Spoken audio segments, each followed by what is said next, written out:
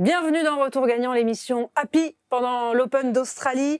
Et encore plus happy parce que je suis en très bonne compagnie avec Bertrand Millard, avec Camille Pain, avec Nico Escudé. Ça enchaîne, dis donc. Grosse journée pour vous, là. Ah ouais, mais c'est bon, non? C'est un début de tournoi. Ouais. C'est le 5e set, là. Et ouais. Il lance déjà les... Il y a un débat ou vaguement? Peut-être qu'on va parler de ça. D'abord, qu'est-ce qui vous a le plus plu aujourd'hui, Camille, Nico, dans ce que vous avez vu commenter? Il y a eu des victoires françaises. Alors moi, perso, j'hésite entre Stan Wawrinka. Ouais. On a quand même bien la chair de poule. Et la victoire d'Arthur Géal, le jeune Français qui a créé l'exploit face à l'EHK. Quelle journée! Tu as commenté un peu de ce match, Nico, la victoire d'Arthur Géal? Les deux. Non, j'ai fait les deux, moi, j'ai été gâtée. Je peux regarder un peu, mais... Alors, Arthur Géal, énorme exploit, il bat Jiří Lehečka, c'est sa première victoire en Grand Chelem, c'est la première fois qu'il affrontait un top 20. 7-5, 7-6, 7-5, 3-7, 3 petits sets. Incroyable. Contre Lehečka. Honnêtement, il est 198e, alors Arthur Géal face à un top 20, donc on se dit c'est fou, mais en fait quand on voit le match, honnêtement, il a géré d'une main de maître comme s'il avait fait des matchs comme ça tous les jours. Il arrive avec beaucoup de victoires. C'est un joueur, Arnaud Clément disait oui, il a vraiment quelque chose dans la raquette. On se dit oui, mais sur un match en Grand Chelem, il va peut-être faire un bon set, deux, mais pas gagner. Et là, il ne s'est pas satisfait de faire un bon match. Il est allé chercher ce match face à l'EHK qui n'a pas très bien commencé, qui était dans le doute. Il a enfoncé le clou. Et par deux fois, dans la deuxième et troisième manche, ça aurait pu relancer l'EHK. On se dit, il a beaucoup plus d'expérience. Il va passer à la trappe à la fin et il aura été proche. Mais non. Il a dit non, on passe ce cliché-là, s'il vous plaît. Je vais juste gagner en 3-7 et ça sera. Et il a été très fort mentalement. Puis c'est vraiment un diamant brut. Il sait tout faire. Il est rapide. Il est partout. Je trouve qu'il a le profil du joueur de tennis parfait où il est léger, il est explosif, il sait tout faire, il sert bien. Donc moi, j'ai été bluffée par Arthur. Donc, beaucoup d'émotions sur ce match. Je sais pas ce que tu en penses. Ça fait forcément du bien quand on voit les Français briller, gagner en Grand Chelem, d'autant plus sur cette première levée, un jeune qui est en train d'arriver, d'émerger, qui est en plus dans une dynamique magnifique, vu que la semaine avant, il avait aussi gagné le Challenger à Nouméa. Donc bien, et puis moi, pour ma part, deux autres petits trucs, à savoir, là pour le coup, parce que je l'ai commenté, à savoir Alexandre Muller. Et oui, grosse victoire, là aussi, ça a été épique. Match énorme. Et quoi qu'on en dise, l'entrée en lice d'un Novak Djokovic qui a dominé de la tête et des épaules et qui me semble bien présent, non, Bertrand? Incroyable. Match hallucinant. Il a perdu 5 points sur son service en 3-7. Je ne sais pas si on se rend compte quand même de la performance. Si on se rend compte, c'est énorme. Je crois qu'il a dû perdre 1 point ou 2 derrière sa deuxième balle de service. Martinez, il n'a rien relancé du tout aujourd'hui, il n'a rien pu faire. Et puis, il s'est promené, c'était quasiment de l'entraînement. C'est-à-dire qu'il était tout le temps en avance sur ce qu'il fallait faire. Martinez était tout le temps dans le dur. Il a joué vraiment avec un relâchement total. Vraiment un match complètement maîtrisé. De bout en bout. Alors évidemment, Martinez n'a pas le jeu pour embêter Djokovic. Il a plutôt le jeu pour le faire briller. Sur le papier, il n'avait pas le jeu déjà. Non, il n'avait déjà pas le jeu. Mais là, franchement, on n'a pas vu, je trouve, Djokovic démarrer aussi facilement sur les grands chelems. Même l'année dernière, où il fait 4 demi. Il a eu parfois des premiers matchs un peu délicats ou des premiers sets. Là, il est déjà à son sommet. Et sans compétition avant. Hein. C'est ça qui est fort. Ouais. Ça, c'est dingue, parce qu'il sert à un niveau... il joue peu. Mais est-ce que tu ne crois pas qu'il s'est enlevé cet objectif de 25e Grand Chelem et qu'il arrive beaucoup plus cool qu'avant? Comment tu l'as senti, en fait? Ce qu'il a dit, en fait, son objectif, je crois qu'aujourd'hui, c'est de challenger Sinner et Alcaraz. Donc, en fait, les autres, finalement, il n'a plus besoin de les challenger parce que ça ne l'intéresse pas. Ce qu'il veut, c'est de challenger les deux meilleurs. Donc pour ça, il faut arriver en demi. Comme il l'a fait 4 fois l'année dernière, finalement, il dit là, les premiers matchs, là, c'est pour ne pas passer trop de temps, arriver encore avec un peu de jus parce que c'est ce qui m'a manqué. Il a dit ce qui m'a manqué l'année dernière, c'est un peu de jus dans les jambes face à ces joueurs-là. Il faut être au top physiquement, donc il faut arriver au top. Donc là, il va dérouler dans les premiers tours pour arriver plus frais sur les deux autres. Mais après, je ne sais pas s'il se dit qu'il peut les battre. Mais en tout cas, c'est son challenge. Donc, le challenge aujourd'hui... il a envie d'essayer, en tout cas. Il n'est plus le plus fort. Il y a 2 jeunes qui sont plus forts. C'est pas grave, je m'attaque à cette génération et je vais encore même essayer de les battre. Le Grand Chelem où il a eu le plus de succès, Novak Djokovic, l'Open d'Australie. On va en parler justement de ce premier Grand Chelem de l'année, le Happy Slam. 100e victoire aujourd'hui à l'Open d'Australie. Ouais, c'est un joli chiffre. Il a dépassé les 100 titres. Là, c'est la 100e victoire dans ce Grand Chelem qui a toujours été un peu à la traîne par rapport aux autres grands chelems en termes de prestige, peut-être l'Open d'Australie. Évidemment, on a toujours parlé de Wimbledon comme étant le plus ancien, le plus prestigieux. Puis il y a Roland-Garros à Paris, la terre battue, qui a toujours beaucoup de succès. Et l'US qui arrivait à faire des coups de com', qui se positionnait sur ce côté les spectateurs bruyants, le show, la musique. Et là, on a eu une première semaine de l'Open d'Australie, de qualif, avec le One Punch Slam qui a été un carton, la venue de Roger, les adieux à Roger qui n'avait pas eu effectivement sa cérémonie. Ils ont marqué des gros points, les Australiens, et on se demande s'ils ne sont pas en train de rattraper leur retard sur les autres majeurs. On va s'intéresser justement à ce classement des 4 grands chelems de l'année, parce que l'Open d'Australie, ils sont en train de faire des gros coups là. J'ai trouvé cette. En fait, alors là, c'est le boomer qui a parlé. Je vais vous faire un peu d'histoire, un peu d'historique sur l'Open d'Australie.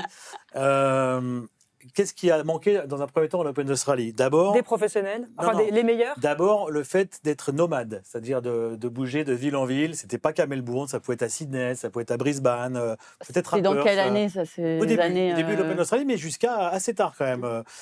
Pas jusqu'au monde professionnel, mais quand même assez tard. Ensuite, la deuxième chose, c'est que ce tournoi avait lieu donc à Kooyong, dans un club, certes très sympa, mais qui n'avait pas les infrastructures du tout des 3 autres tournois du Grand Chelem. Et la troisième chose, c'est que ce tournoi avait lieu en décembre, en fin d'année. C'est-à-dire qu'en fin d'année, il y a les fêtes de fin d'année, il y a Noël, il y a le Nouvel An, et il y a plein de joueurs. Et puis c'était très loin. C'était très loin, mais bon, à l'époque des années 70, il y avait quand même des avions. Ah bon? Mais il y avait plein de joueurs qui ne se déplaçaient pas. Borg, par exemple, qui gagnait Wimbledon tous les ans, il aurait pu gagner sur gazon aussi en Australie, mais il n'y allait pas. Voilà. Donc, il manquait les meilleurs. Il manquait beaucoup des meilleurs. Et ce tournoi était très très loin à ce moment-là. Il était très très loin des 3 autres. La première évolution, ça a été le déménagement à Melbourne Park, Flinders Park à l'époque, 1988, où donc on trouve un lieu définitif déjà et un lieu plus grand et en ville. Donc déjà, c'est un premier changement. Le tournoi commence déjà à monter à ce moment-là avec des grands vainqueurs, des Lendl, Wilander, Baker, etc. Et puis après, il a fallu rattraper effectivement petit à petit ce retard. Donc ça s'est fait par les infrastructures. Chaque année, nous on y allait chaque année. Pendant très longtemps, on voyait chaque année quelque chose de nouveau. Ça nous plaisait, ça ne nous plaisait pas, mais il y avait du nouveau. Il y avait des toits, il y avait des nouveaux cours. Il y avait le Margaret Court qui s'était agrandi. Le deuxième cours était mieux. Enfin, c'était d'abord un cours qui était au bout du stade, qui est maintenant le 3e ou le 4e même plus important. Le Margaret est devenu le 2e parce qu'il a eu des infrastructures en plus. De plus en plus d'infrastructures aussi pour les joueurs, qui ont donc eu de plus en plus de plaisir à y aller. Donc ça a été des changements majeurs. Et aujourd'hui, ils continuent dans cette quête d'amélioration à trouver des choses pour faire parler du tournoi. Alors évidemment, c'est l'été. C'est l'hiver en Europe, aux États-Unis, donc pour tous les joueurs qui viennent quasiment, ils changent de climat, ils ont un climat agréable, ils ont des infrastructures très agréables, et ces joueurs, forcément, oui, c'est le Happy Slam. Ils sont très heureux d'aller en Australie à ce moment de l'année, parce que aussi c'est passé en janvier. Même tous aller au soleil. C'est passé en janvier. Le passage en janvier, c'était très important. Camille, vous aimiez y aller. Le fait par rapport à l'hiver, effectivement, qui s'est installé en Europe, tous les joueurs et joueuses adoraient justement aller en Australie en début d'année, aussi loin soit-il. Mais on se retrouvait dans un climat, il faisait bon, il faisait chaud. Bertrand l'a dit, on se retrouvait avec des choses relativement rares, même pour les tournois du Grand Chelem, avec le site qui est juste à côté de l'hôtel. On est à 10 minutes, un quart d'heure à pied de l'hôtel, donc on n'est pas forcément non plus obligé de prendre en permanence les transports et autres. Donc moi, je me suis toujours régalé là-bas. Et au-delà des résultats que j'ai pu y avoir, mais aussi, comme ça a pu être dit, sur le fait que ils ont toujours cherché quelque part à innover un petit peu, à essayer d'améliorer les choses année après année. Donc voilà, moi j'ai un rapport avec l'Australie et ce tournoi-là, c'est assez particulier. Jusqu'à mettre des boas sous le cou en Coupe Davis, quand même, c'est vraiment des évolutions qu'on n'a pas vues ailleurs. Non, mais c'est vrai que j'ai eu la chance de jouer sur ce cours-là, sur ce bois. en format Grand Chelem. Et en format sur gazon. Incroyable. Ma surface de prédilection sur gazon, sur une finale tout était de Coupe Davis. Mais c'est vrai que dans les années de 2000 à 2010, c'était celui qui avait le moins d'infrastructures. Et pourtant, déjà, dès 2000, c'était un des tournois préférés des Pour joueurs. l'ambiance aussi.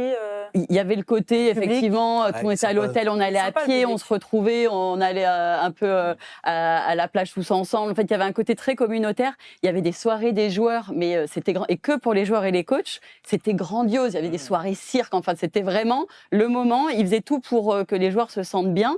Une fois, on voulait aller au zoo, on nous a dit, mais aucun problème, vous êtes combien? On vous attend. Et nous, on était là, pardon. Enfin, dans tous les autres grands chelems, entre guillemets, on dit, t'as la navette à côté. Donc, il y avait déjà ce service. Alors qu'en termes d'infrastructure, il y avait à l'époque le Vodafone qui venait d'être construit, mais ils étaient en C'était un retard. peu à la traîne. Toi, Ils ouais. étaient en t'as retard, le match et- le plus marquant de ta carrière. Et moi, j'ai le match Ah oui. donc moi aussi, c'était mon grand chelem préféré. Lui, Mais pareil. aussi parce qu'on arrivait, il y avait dans les gradins, il y avait des Vikings, il y avait les drapeaux croates. le public est c'était hyper chaleureux. c'était chaud, ils étaient déguisés.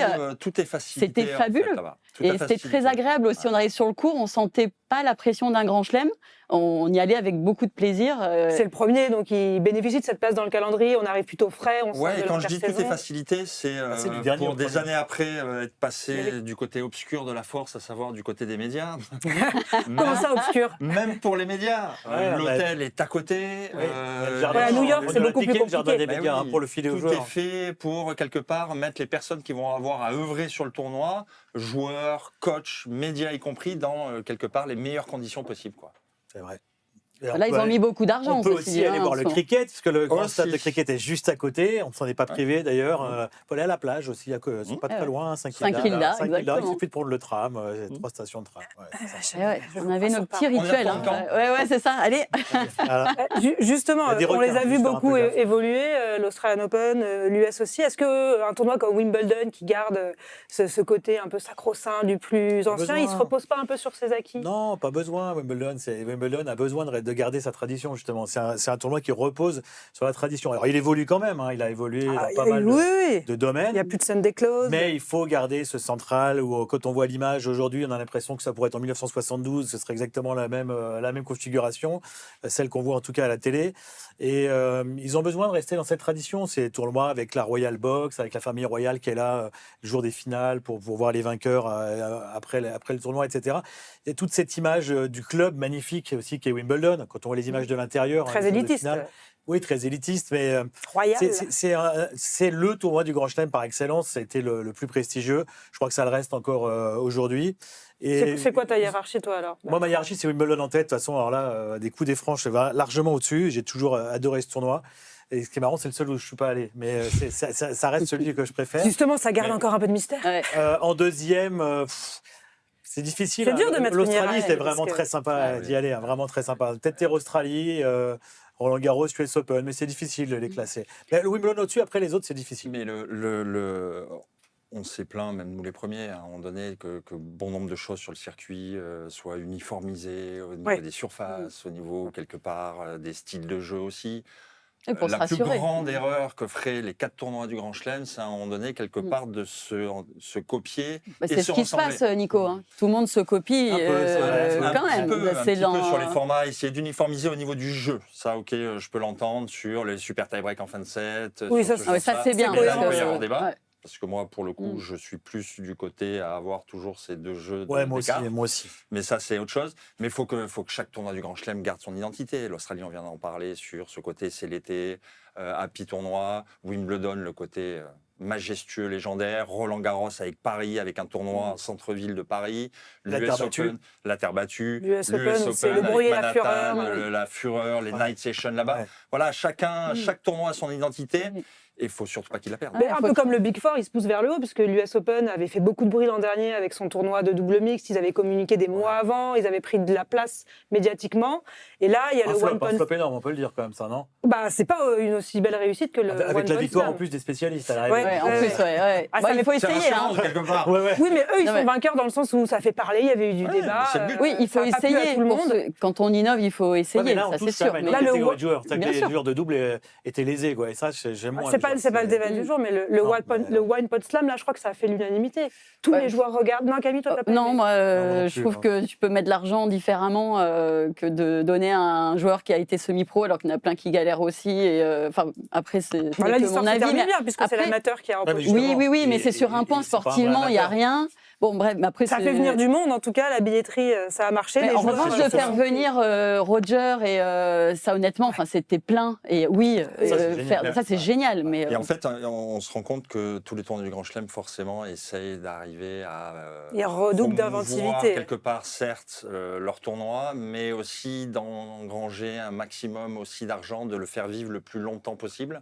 La semaine des qualifs, Voilà, elle ça est c'est totalement devenu utilisée, on le 3 voit par semaines maintenant, un Grand l'Australian. Chelem. Hein. Toutes les choses qu'ils ont pu mettre en place et autres, et les autres tournois. Et Ce à qu'avait Roland fait Garros. Paris, Et puis, ouais. voilà, ce que j'allais dire, Paris, ça a été La vraiment une première semaine, elle vit révolution, vraiment, cette première semaine où ça donnait accès. Donc, il y a des évolutions qui sont bonnes, d'autres moins bonnes. En tout cas, moi, je ne suis pas pour ce genre d'événement en Australie, mais que chacun garde quand même son ADN dans cette espèce d'innovation.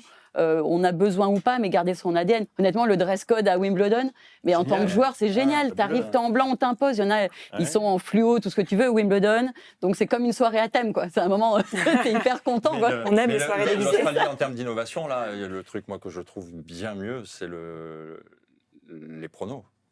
Si on arrive à donner les 10 pronos, millions. Ouais. C'est quoi ça 10 millions à celui qui trouve le prono à partir du moment où le tableau est tiré jusqu'au vainqueur. Quels sont les On peut jouer ou pas? Quelle est la probabilité d'y arriver À tous les matchs. Un tableau C'est entier. impossible. C'est impossible. Ouais, déjà, Avec tous les bons résultats tour par Alors, tour, pas forcément jusqu'au le score, vainqueur. hein, mais tous les Mais bons tous les Ah oui, résultats. non, bah, les résultats. scores. c'est impossible. C'est impossible, ouais. Ça, je trouve ça génial. Il faut rappeler un truc sur l'Open d'Australie. Il avait lieu sur gazon donc pendant très longtemps, jusqu'en 88, mais c'était pas le gazon Wimbledon. Hein. C'était un gazon à trous. Quand il y avait un peu de pluie, ça passait à travers les bâches. Il y a eu des images. J'ai revu des images l'année dernière de l'époque de McEnroe où il a refusé de jouer sur le central tellement c'était un champ de patates. Et il a dit, ce cours-là, il est jouable, on va jouer sur celui-là. Et il y avait le juge arbitre qui venait à chaque fois, il disait, mais toi, c'était une autre époque, il disait, toi, t'es chauve, tu connais rien au tennis, comment veux-tu qu'on joue sur ce cours, il y a des taupes, etc. Enfin, c'était fabuleux. Et finalement, ils ont joué sur l'autre cours qui était jouable. Mais c'était un club et c'était des infrastructures qui n'étaient pas du tout au niveau. Ils ont évolué. Aujourd'hui, il y a des salles de yoga et des salles de repos là, pour les joueurs. Enfin, c'est un moment, Le filet qui s'allume, là, Wow, ça, c'est pas gadget, mal. ça. Gadget, ça. Ah, mais au moins, il n'y a pas de suspense sur la J'en ai lettre. parlé, ils ont copié sur le wicket du cricket. Tout à fait. Sauf que le wicket, c'est le moment important dans le tennis. Donc, dans le cricket, pardon. Dans le Donc, c'est le cricket. moment où il y a un guichet, il n'y en a pas souvent, où le lanceur parvient à faire tomber le guichet. Ça s'allume, ça fait des feux d'artifice, etc. Donc, on sait qu'il y en a eu un. Donc là, c'est pareil, ça s'allume quand il y a faute, mais sauf que là, c'est tous les points. Donc, ça a moins d'intérêt. Donc toi, Camille, ta hiérarchie, s'il fallait en donner une Moi, ça a toujours été l'Australie en 1, mais même en 2000. Hein. Honnêtement, moi, j'adore l'ambiance là-bas. C'est un pays dans lequel j'aurais pu vivre. Honnêtement, à la fin de ma carrière, j'ai de la famille à Sydney. Enfin, vraiment, j'adore ce pays, donc c'est en 1. Après, il y a quand même Roland et j'irai US Open et Wimbledon.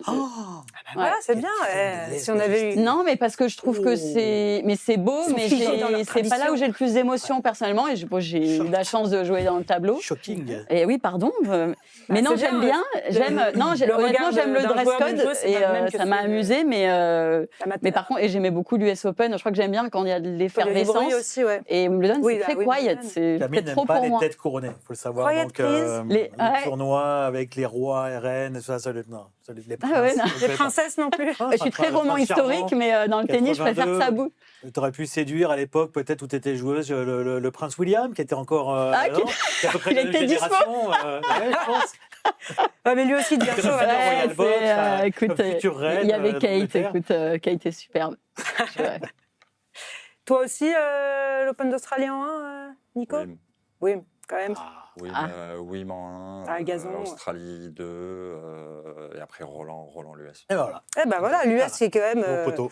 Ouais. un peu. Bah, nous, on n'est pas poteau, quoi. On n'est pas poteau, L'US, pas sur le classement. c'est magnifique, les infrastructures et autres, mais voilà, on rentre dans une autre C'est dimension. spécial, ouais. Le fait de se retrouver aussi à New York, à Manhattan, voilà, c'est sympa aussi. Ouais. Oui, Pas pour l'expérience trop joueur, longtemps c'est non pas plus. idéal. Pas le soir, Mais c'est surtout l'US arrive après une longue tournée d'été. Ouais, ça compte, ça aussi, dans Et ton oui, la état place dans le d'esprit, calendrier, elle est. Tu as envie de manger français, ça fait 7 semaines, à tu manges 23 heures avant le passage des poubelles à New York, Manhattan, c'est moins sympa déjà. tu manges des légumes, de toute façon ils sont en plastique, ça fait 6 semaines, t'en peux plus. Rendez-moi la France. Pitié. Le steak à $50, hein, bien sûr. Bah oui. Mais ça, c'est ce qui fait le charme. Ah bah Non, pas du tout. Ce qui rassemble ces 4 tournois du Grand Chelem, c'est leur format. On a dit qu'ils s'étaient uniformisés aussi sur le 5e set avec le tie-break en 10 points à 6 partout. Et ça y est, c'est tous la même chose. Ça n'a pas toujours été le cas. Et il y en a qui ont attendu un petit peu plus que d'autres. En tout cas, on est en plein Open d'Australie. Retour gagnant revient toutes les semaines, donc on cherche des thèmes un petit peu transversaux comme le premier. Et le deuxième, c'est un peu un marronnier, c'est ce format des 5-7 qui interroge à chaque fois. Attention, il a le starting block là. Transformé.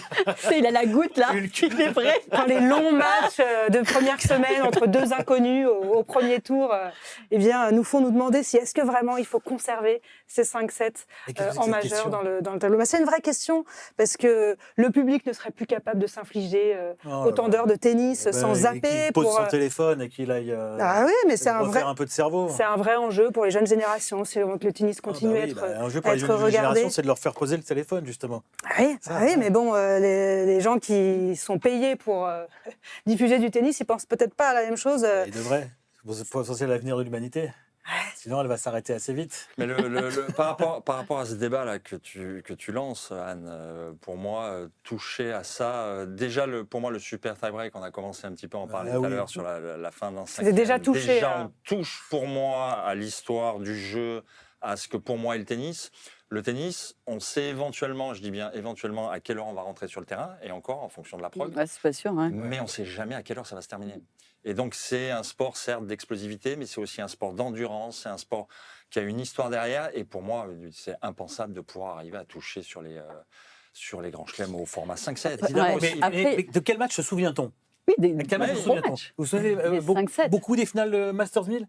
Même les vainqueurs 3 ans après, Masters 1000, des finales légendaires de Masters 1000, il y a dû y en avoir, il y en a quelques-unes, souvent 5-7 d'ailleurs, à Rome. À l'époque. Oui, parce qu'ils ont abandonné déjà les Masters 1000 et le Masters dont la finale se disputait. Oui, il n'y a pas beaucoup de matchs dont on se souvienne au meilleur des 3-7.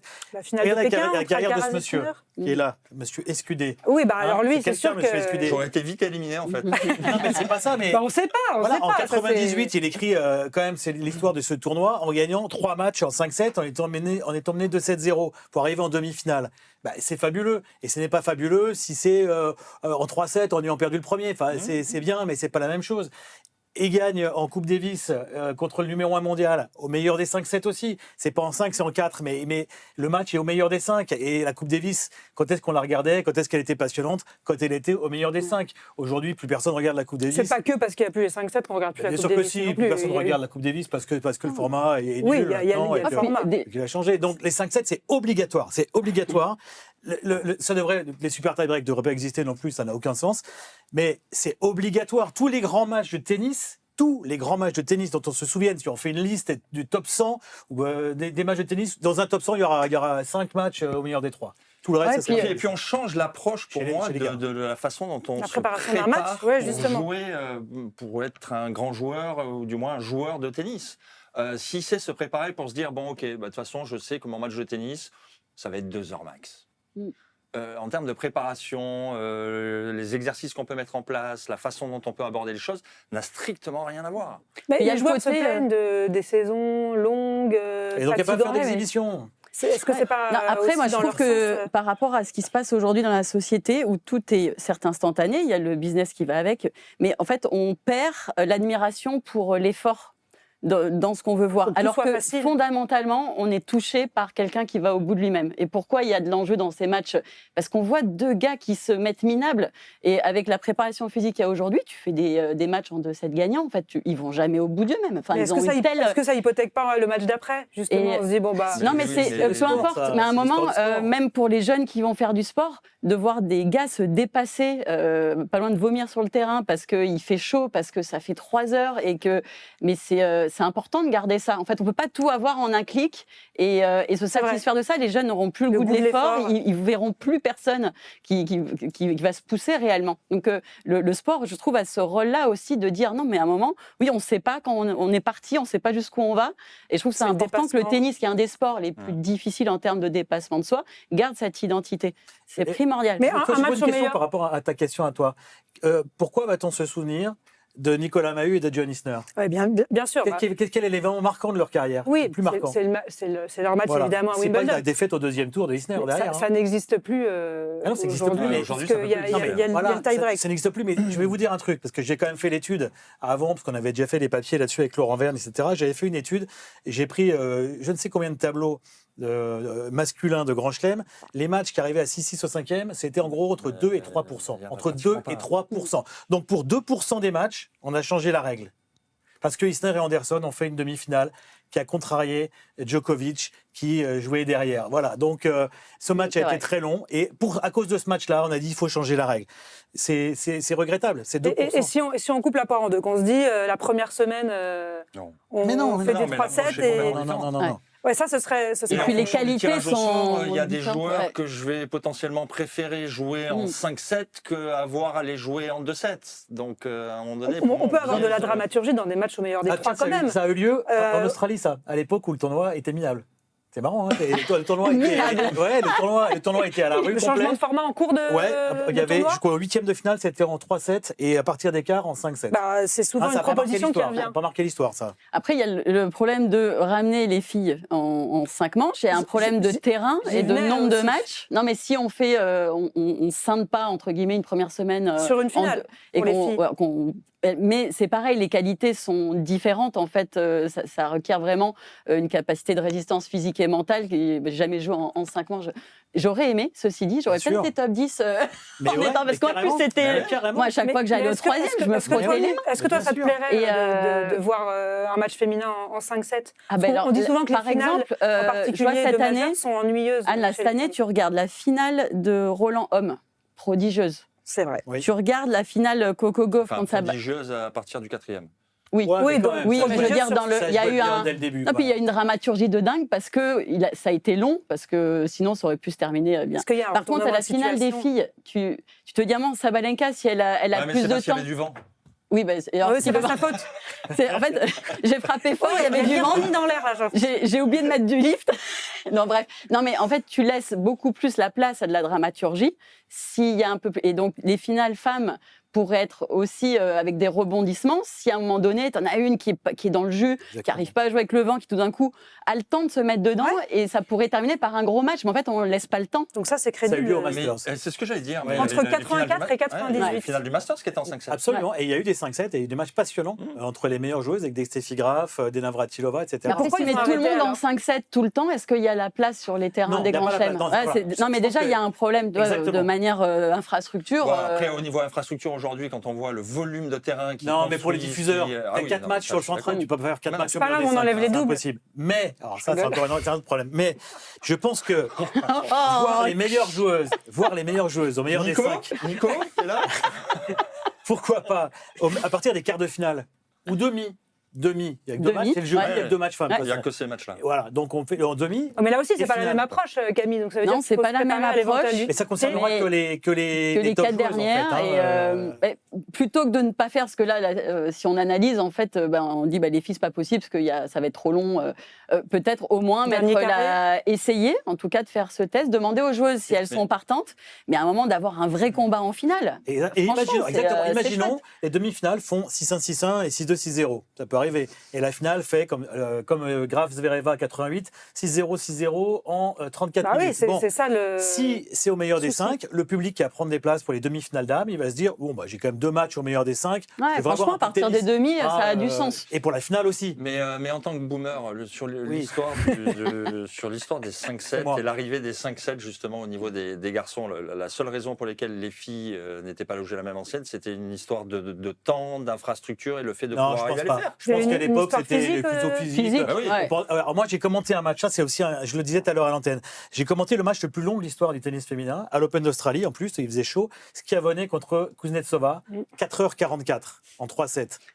un match. Oui, il y a des dingue, matchs un en 5 qui 3e set durent de moins. folie. Hein. Il y a des matchs en 5 qui durent moins, évidemment. C'est un long 5-7 chez les Donc c'est garçons. bien le format en Mais 3-7. elles sont pas mortes, les filles, elles étaient là. C'était des. Non, mais physiquement, il n'y a aucun. Là, actuellement, Surtout déjà aujourd'hui, à cette avec époque-là, l'évolution, mais aucun problème. Alors encore plus aujourd'hui où la prépa physique est à la pointe de tout ce qui se fait. Mais il n'y a aucun, enfin, il y a même pas de débat sur le fait qu'elle Non. puisse ou pas jouer en 5-7. Bah, on fait la bataille des C'est, sexes, Kyrgios Sabalenka. Donc il n'y a pas de raison de se dire. Ouais, Non, que mais les ça, femmes peuvent pas ça, faire ça, ça. ça, c'est rien. Ça Non, sert à je rien. savais que nouveau j'avais débat, pitié avec ça. non, Je dis ça, pas que ça c'est n'a rien bien, à voir. je ne dis pas que c'est bien. C'est-à-dire que Je quand dis on que voit si les ça femmes va aujourd'hui, Ça n'a aucun intérêt, ça. non mais quand tu vois les triathlètes, enfin tu regardes tous les autres sports d'endurance, tout ça, les filles sont. C'est les mêmes mais règles pour les c'est filles et des les avions garçons. physiques, donc c'est pas Il y a des le filles qui débat. battent des gars, d'ailleurs, dans ces sports. Sur de l'endurance, oui. Après, dans le tennis, il y a une telle différence de force. Ah oui. Et Je suis Dieu sûre que si merci on qu'il y ait demande à des une Sabalenka, différences elle serait d'accord pour jouer en 5-7. ouais, Moi, je une pense demi, une finale de Aucun Grand Chelem. problème, mais carrément. Alors, ça serait intéressant de faire un petit sondage, Ouais. demander à la WTA de le faire. Et je suis sûre que les On meilleurs va plus sont. dans l'autre sens actuellement. Ah bah oui, on essaye de Essaye de raccourcir et raboter surtout les gars, de donc, contenir quelque part le format par rapport Ouais. à un horaire. Donc effectivement. Oui, mais on tue le sport. Ah oui, Bah oui. Alors, on fait. Ou alors, inventons autre chose. Alors, oui, il y a le pickle, il y a d'autres sports qui Les débarquent, sports mais qui ont pas le changé leurs tennis. règles pour essayer de plus exister médiatiquement. Le tennis de table a changé les règles, a passé des 7 en 21 au 7 à 11. Ça, médiatiquement, En ce moment, ça va, le tennis de ah bah, table. ça va en France parce qu'on a 2 joueurs, mais avant, on en parlait En plus. Chine, Avant il y les a frères beaucoup Il y a Lebrun. quoi Il y a eu le Avant les volley frères Lebrun. Ah, le volet aussi. Allez, hein. le volet, c'était vraiment Le fait long. de Ouais. gagner les points quand on servait. Ouais, ça pouvait être vraiment particulièrement long. C'est peut-être le Ça- contre-exemple, on va dire. Le volet, je pense Mais que ça c'est n'a une bonne pas évolution. dénaturé non plus Ça a pas complètement. Mais est-ce que dénaturé, ouais. raccourcir Parce que les c'est matchs, ça toujours enlève quand on gagne forcément la sur son dramaturgie on peut avoir Non, mais des pour moi, énormes raccourcir, batailles en c'est-à-dire 3-7.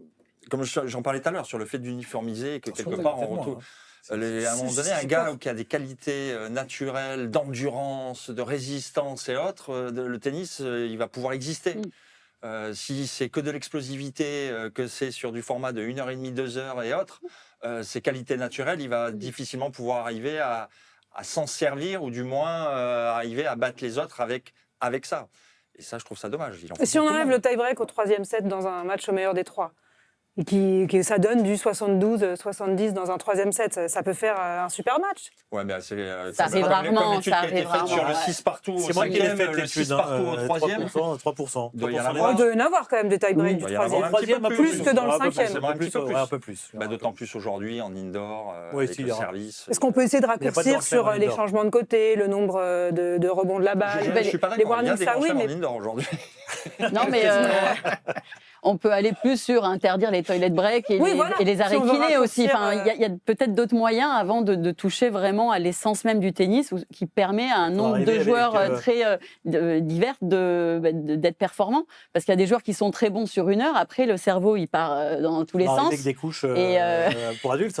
Mais ils font comment dans les autres sports? Ils vont aux toilettes? Non, mais il n'y a que le tennis où... qui vont au bout d'une demi-heure. Non, mais là, sur le Master Next Gen, ils jouaient un set en 4, il y avait 4-1, ils allaient Je tous sais. aux toilettes. Ah, mais non, c'est mais grotesque, on bien sûr. était au bout du... Oui, on parce était qu'on leur vraiment donne la au possibilité. bout du boulot. Bien sûr. Donc, il y a des choses à Ils faire. avaient raccourci le format, c'était pour que le match dure plus longtemps.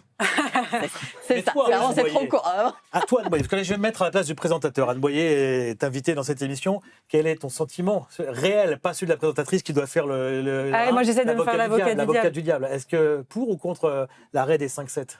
Bah non, moi je ne suis pas pour l'arrêt des Voilà. 5-7, mais j'entends qu'il faille repenser parfois non, mais le modèle. il y a beaucoup de passionnés de tennis qui sont Je peux vous dire qu'Olivier pour, hein, Olivier Canton, il est pour. Hein. Il veut enlever les 5-7 C'est en un première progressiste, semaine. il est pour la mode, il veut suivre les modes, Olivier Canton, tu connais. Ah. Non, mais c'est pas. C'est un homme pressé. Je ne veux pas entendre ça, c'est pas possible. Il y a des gens qui sont pour, en tout cas. Pour l'arrêt des 5-7 en Oui, tennis. bien sûr. Ok, d'accord. Ah oui, il y Bien a... sûr. Mais ils n'aiment pas le tennis, quoi. Bah non, ils ont sans doute des arguments différents. Bah, moi, je qu'on a préférais voir étayés. Sabalenka Swiatek sur 5-7 plutôt que de voir des Alcaraz Sinner sur 3. Bon. Bah, c'est ça qui est paradoxal, c'est que d'un côté, on se dit qu'on veut raccourcir le format chez les hommes et on se pose la question de le rallonger chez les femmes parce que les finales, les demi-finales de Grand Chelem sont parfois La trop question, à sens c'est il n'y a unique. que nous qui nous la posons, non? J'en ai peur. Ouais.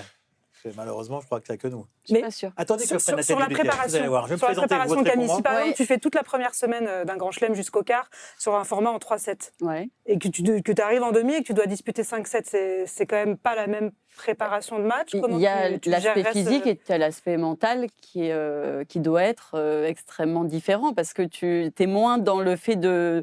Tu n'as pas de marge du tout quand tu joues en 2-7 gagnants. Et j'imagine que l'approche doit être légèrement différente. Après, s'il fait chaud, que tu as eu une grosse semaine, j'imagine que derrière, d'appréhender cette fin de Grand Chelem où il y a l'enjeu principal avec peut-être un match de 4 heures, 5 heures, je pense qu'il y aura peut-être moins d'entraînement le lendemain quand tu as ton jour off. Vraiment d'essayer de récupérer encore plus d'énergie. Quand aujourd'hui, une fille joue en 3-7, mais dans la chaleur, c'est finger in the nose. Hein. Donc peut-être qu'il y Le aura... Grand Chelem aujourd'hui pour les filles. oui, c'est encore hyper plus facile. confort que Ah le bah reste de oui. l'année. Hein. Ah bah oui, Ils ont elles ont un plus jour de de récup. récup. Ah bah oui, Ouais. elles ont plus de... Donc honnêtement, c'est juste peut-être de modifier enjeu. sa routine. Mais elles ont une marge, en fait, énorme. C'est juste peut-être d'un peu moins taper, peut-être d'aller un petit peu plus longtemps sur de la récup. Mais la préparation hivernale, elle est faite pour qu'elle tienne sur 5-6 heures par jour de jeu. Enfin, il n'y a aucun problème avec ça. Mais après, c'est ce que tu disais, c'est qu'à faire ça que sur la deuxième semaine en Grand Chelem, alors déjà, d'une part, il y a des joueuses qui en fait ne joueront jamais en 5-7. Ouais.